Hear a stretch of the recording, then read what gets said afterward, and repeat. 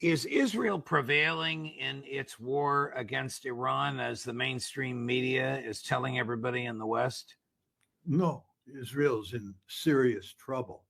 I listened to President Trump not too long ago say that Israel is winning.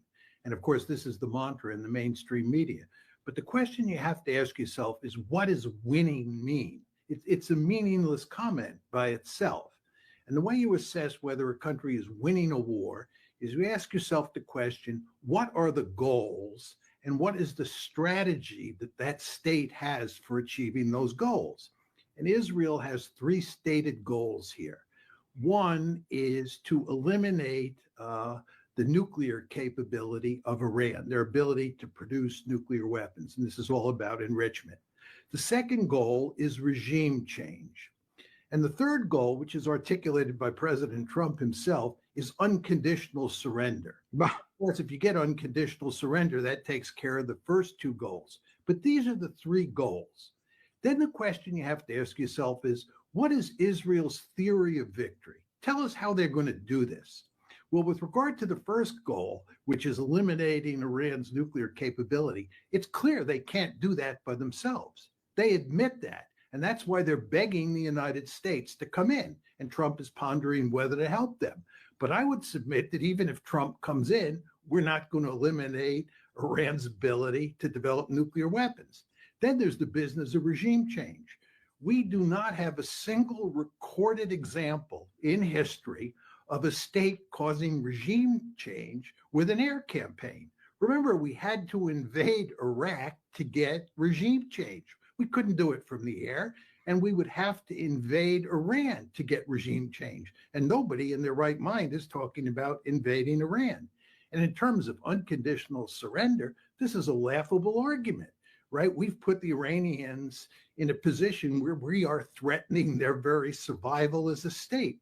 They're going to fight to the last person. They're not going to submit to unconditional surrender. So what you see here is that the Israelis have no way of achieving the goals they've set out for themselves.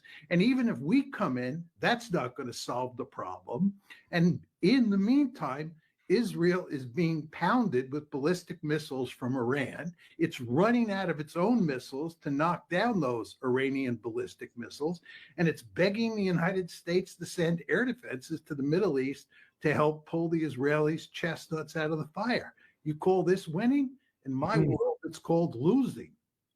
So Israel's theory of victory must be Netanyahu begs and the donor class demands that Donald Trump get involved and we start dropping 30,000-pound bombs. It doesn't solve the problem. Right. And the media is full of stories these days showing to you that, dropping 30,000-pound bombs on Fordow is just not going to solve the problem. You probably cannot destroy the centrifuges down in the bottom of that mountain that are producing the enriched uranium. You just can't do it, even with American bombs. But let's assume I'm wrong, and you can destroy those centrifuges. Almost everybody agrees when you look at how extensive, how comprehensive the Iranian nuclear program is, that they can easily rebuild that program in a year or two, and we'll be back to where we started. So there's just no way that even with the United States coming into the fight that we can eliminate Iran's nuclear capability.